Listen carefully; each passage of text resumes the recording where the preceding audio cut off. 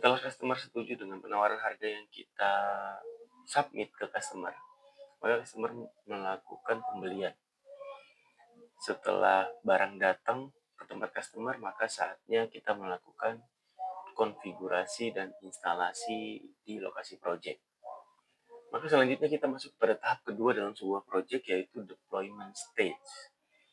Di sini kita akan memastikan kita akan menggelar semua kabel mulai dari router ke switch, switch ke access point, kemudian dari CCTV ke switch PoE-nya.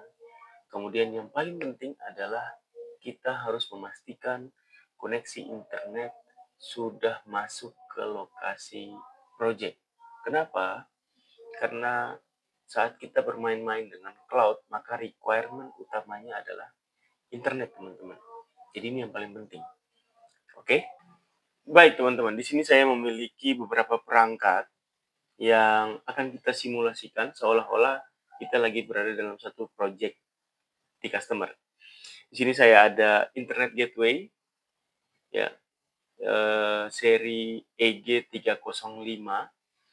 EG ini kepanjangan dari Easy Gateway. Kemudian kita juga punya switch PoE IS200 series, Easy Switch 205 GCP. Kemudian saya juga punya access point RAP72. Nah, ini access point Wi-Fi 7. Kemudian saya juga punya satu buah IP kamera yang saya pinjam di authorized distributor partner Ruijiri yang ada di Kota Kudus.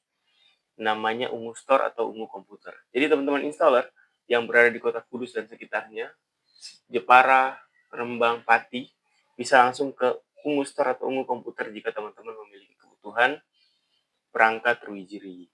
Baik, sekarang saya akan langsung melakukan konfigurasi perangkat ini dengan menggunakan fitur SON, Self Organizing Network, tanpa menggunakan perangkat yang lain, tanpa menggunakan kabel konsol, kabel LAN, ataupun tools-tools yang lain, hanya menggunakan handphone dan aplikasi Ruijie Cloud tentunya. Sekarang kita akan buka aplikasi Ruijie Cloud-nya dan kita lakukan instalasi konfigurasinya. Oke? Nah, kita buka aplikasi Ruijie Cloud-nya, kemudian kita klik tanda plus untuk add project. Kemudian di sini kita akan create project dan kita akan connect ke SSID default yaitu @ruijie-m. Oke. Nah, pastikan semua perangkat sudah terkoneksi dengan baik, ya, power on, kemudian kabel-kabelnya juga sudah terkoneksi dengan baik. Sekarang kita tinggal connect ke SSID @ruijie-m. Ya. Apa itu SSID @ruijie-m? Jadi @ruijie-m ini SSID default dari perangkat access point yang ada di lokasi, ya. Nah, kalau ada M-nya berarti dalam jaringan itu ada master SON. Kalau @ruijie-s berarti hanya stand alone. Nah, karena di sini kita ada beberapa perangkat, maka dia membroadcast @ruijie-m. Sekarang kita sudah terkoneksi ke SSID default-nya @ruijie-m, kemudian kita balik ke project-nya, dan di sini kita tinggal masukin password project-nya. Nah, ini harus mengandung huruf besar, huruf kecil, angka, dan juga simbol, ya. Saya biasanya menggunakan P-Akeong55W0RD supaya cepat saja. Kemudian kita tinggal klik OK. Setelah selesai, kita masukin password project-nya. Di sini langsung mendeteksi semua perangkat yang ada di lokasi project. Nah, di sini kalau kita punya 40 switch, 100 access point, gitu ya, semua akan langsung terlisting di detect device. Nah, sekarang kita tinggal start konfigurasi, kemudian kita masukin SSID. Nah, SSID yang pertama ini adalah SSID khusus untuk installer. Ya, jangan di-share ke user. Saya biasanya menggunakan mgmt_device. Passwordnya bebas, ya, jangan di-share ke user. Kemudian project name-nya juga kita bisa ganti, misalnya PT ABCD.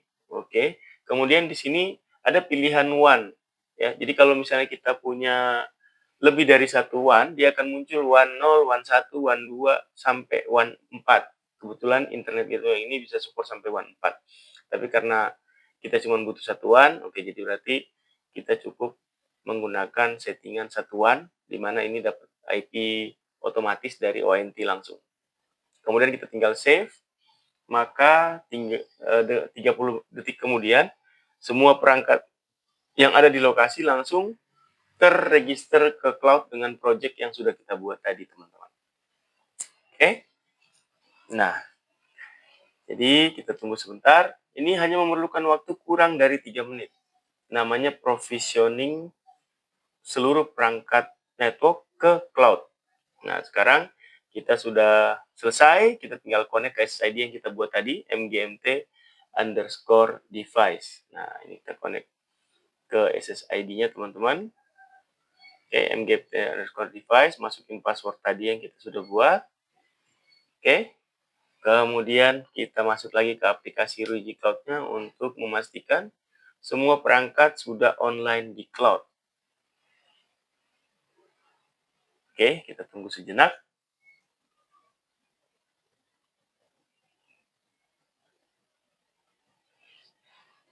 Nah, jadi teman-teman, SON itu adalah kepanjangan dari Self-Organizing Network, di mana ini salah satu fitur yang membantu installer melakukan konfigurasi keseluruhan perangkat yang ada di lokasi project hanya dalam waktu 3 menit. Nah, sekarang semua perangkat yang kita register tadi, yang kita lakukan konfigurasi, sudah terdaftar di cloud, sudah selesai.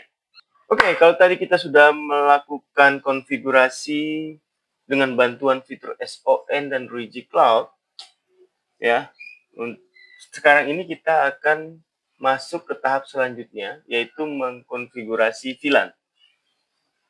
Buat teman-teman yang belum tahu apa itu VLAN, VLAN adalah kepanjangan dari Virtual LAN, ya, Virtual LAN.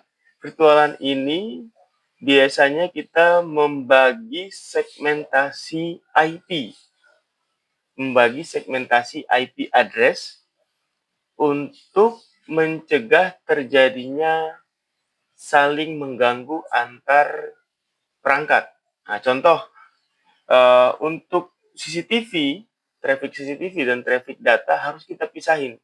Kenapa harus dipisahin? Karena traffic CCTV ini sangat-sangat besar broadcast-nya di dalam jaringan. Jadi akan mengganggu traffic data, sehingga dibutuhkan untuk pemisahan jaringan atau segmentasi antara traffic data CCTV dan traffic data wireless, ya, untuk ke internet. Nah, sekarang ini kita akan mulai mengkonfigurasi VLAN, ya. Kita akan mulai dengan VLAN untuk staff yang menggunakan wireless, ya. Oke. Nah, jadi kita masuk ke aplikasi Ruiji Cloud yang ada di web browser, ya. Kita tinggal cari aja di Google Ruiji Cloud, kemudian login. Nah, di sini sudah ada project-nya tadi yang saya buat.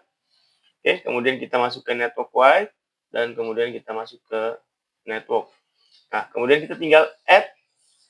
Nah, di sini ada pilihan wired VLAN, wireless VLAN ataupun VoIP VLAN. Nah, kita akan masuk ke wireless VLAN.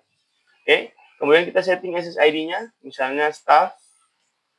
Oke, kemudian enkripsinya kita gunakan WPA2 PSK dan selanjutnya passwordnya kita masukin sesuai selera kita, ya, passwordnya. Kemudian tinggal next, kemudian di sini kita diminta dimasukin service remote-nya supaya memudahkan untuk troubleshooting. VLAN ID. Nah, VLAN ID ini kita bisa memasukkan angka dari 1 sampai 496. Kalau saya pribadi suka pakai yang bilangan bulat, ya. Jadi saya akan mulai dengan VLAN ID 10. Oke. Kemudian di sini Ruiji langsung memprovide VLAN ID 10 itu dengan segmen IP 192.168.10.1. Boleh nggak saya ganti IP ini? Jawabannya boleh, ya. Misalnya saya pakai 10.10.10.1, kemudian itu otomatis IP range DHCP-nya langsung berubah jadi 10.1 sampai 10.254.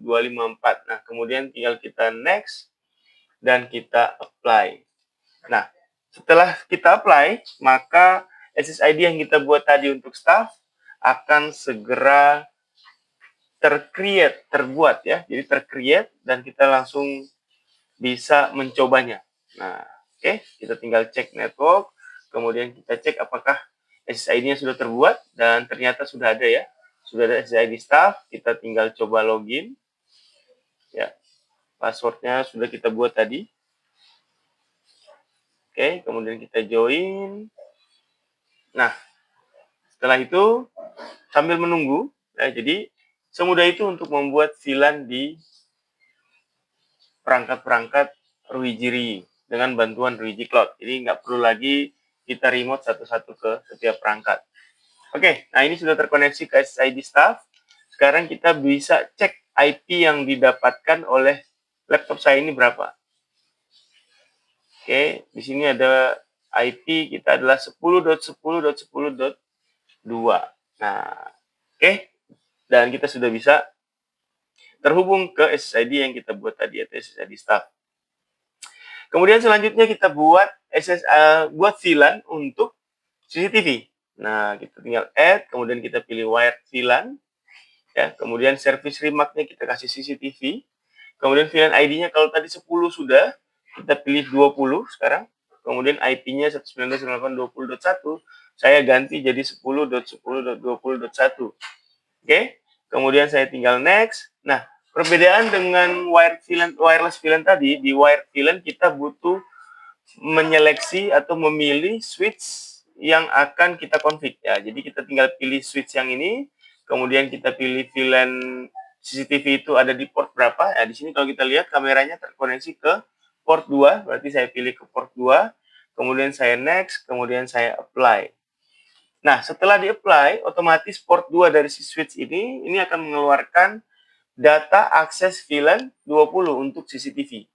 Oke? Nah, jadi semudah itu kita membuat VLAN atau kamar-kamar atau segmentasi IP address di jaringan kita.